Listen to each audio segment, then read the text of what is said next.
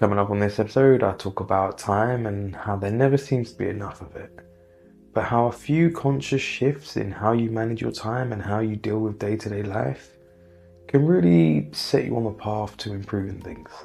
So let's get into it.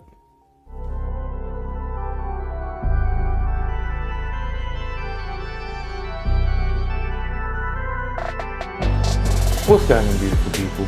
This is the Perspective Chasing podcast, and I'm your host, John. On this episode, I want to be talking about how there's never enough time, or at least it feels like that anyway.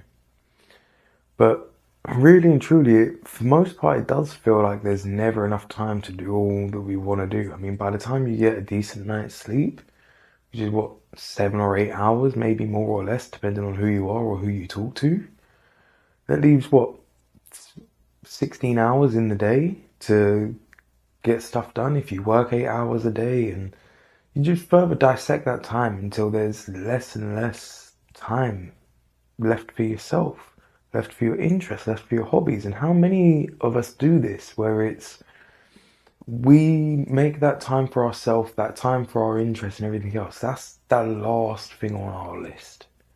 And then we wonder why we feel so deprived of any type of nourishment to our soul, because it's the one thing that we've been denying ourselves this whole time. We've been ticking every other box and making time for everything else, but never making time for the things that really matter.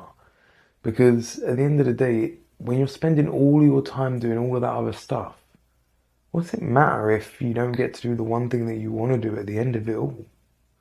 Is it time well spent if you never get around to doing the thing that you actually want to spend your time doing? Not really. Now, how many of us spend our time in careers or jobs or lives that we don't enjoy or don't want to be in? But we promise ourselves that it's going to pay off on the back end. But what if the back end never comes? Like, how many people try and make time wait for them? Or they think that the world will wait for them, that it'll be okay when I'm ready for X, Y, or Z, or once I'm ready to make time for it, then it will happen. But unfortunately, the world don't work like that. Things happen as and when they want to happen. Trust me, I've learned that the hard way a few times. But when it comes to our own time, if we keep pushing that post back, if we keep telling ourselves, no, later, you can go for more. And trust me, I'm the worst for delaying my own gratification. Oh yeah, you can put up with it, like da-da-da-da-da-da-da. But when you keep moving that goalpost, eventually you start to feel pretty rough, because you haven't had a reward in a while. You haven't had that payoff, that reason why that you're putting in all of this time and effort and energy. And why you're depriving yourself of that kind of me time or that payoff. So then when you've not had that reminder and you keep pushing, it's so easy to get disheartened. It's so easy to get off track and just wonder why you're doing it all, because you haven't had that reminder of that reward of why you're doing it. You've been so focused on just doing things and getting everything done that you've lost sight of why you're doing it all in the first place. Like I said a minute ago, does it all matter if at the end of everything, there's no time for you? There's no time for the things that you want to do? What's the point? Who are you living for in that scenario? Yourself or everybody else? You weren't put on this planet to benefit everybody else. Well, maybe you was. But if you do, if you're always benefiting everybody else, when are you going to benefit?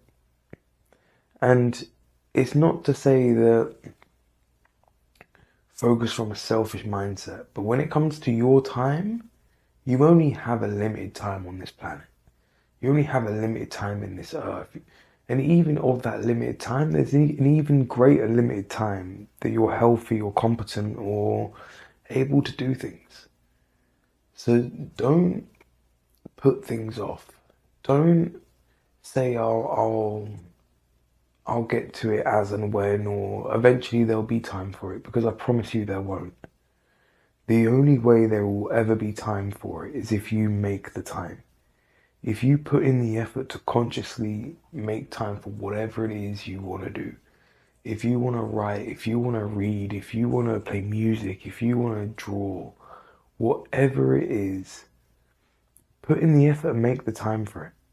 Because it's not just going to appear out of nowhere. And it's never going to be easy. It's always going to be a battle to get that time for what you want in the first kind of instance. When you're finding your feet, when you're finding that consistency and you're finding that level ground, it's going to be a grind. It's going to be a battle. You're going to be stealing time from here, there, and everywhere else.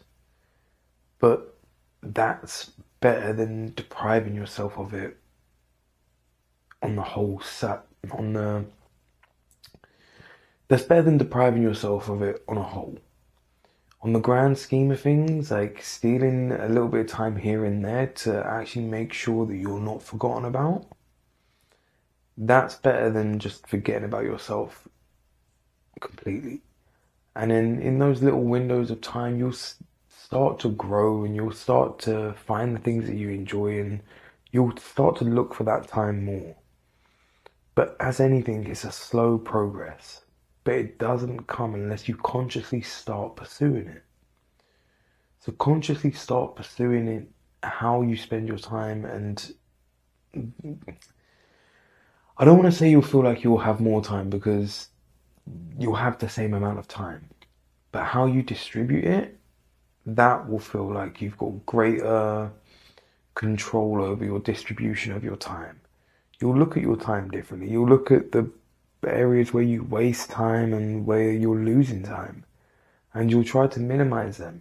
If you're going to steal time from anywhere in your life, the time where you're wasting it or time where you could save time that you're just choosing not to, that's going to be the best place to start, no? So when you start trimming off the fat around your life and the parts of life where you're just kind of wasting that time, and then you start making it a bit more productive, that kind of refocus or shift of your focusing time, that is a good kind of step up, and it starts you to realize like, okay, cool, there is some room for this, but it's not all the room you need. So there's going to be that growing period where you've got to fight for a bit of extra time and things have to find their place in your life.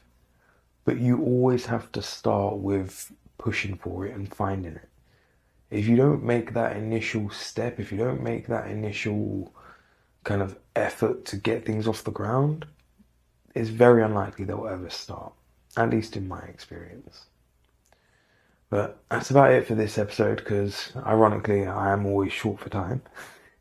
So it's a quick one today, but I'm glad I got it done. As always, it's been a push, it's been a fight, but I found the time, I've put the time in and I've put the effort in. So hopefully this is a lesson in itself. I know it is for me. But the seed for this episode is going to be experience things for yourself. Don't just take other people's word for it. Like, there is going to be so much that you can learn from the experience that you wouldn't learn just from listening to somebody else's story. And don't get me wrong, there is value in listening to other people, but there is also value in doing it for yourself. Again, it's always about perspective. It's perfectly fine to take their perspective, but it doesn't have to be the whole truth. Go and gain your own perspective, gain a couple other people's perspective, and then cross-examine all of them and see what's in common and try to find the common truth between all perspectives. That is going to be that's likely going to be the greatest truth in life, at least for the greatest majority of people. And keep doing that through life. Constantly adjust and see where life takes you. Be curious. Life is abundant. Life is amazing. Go out there and explore it. All the best, and I'll catch you on the next one.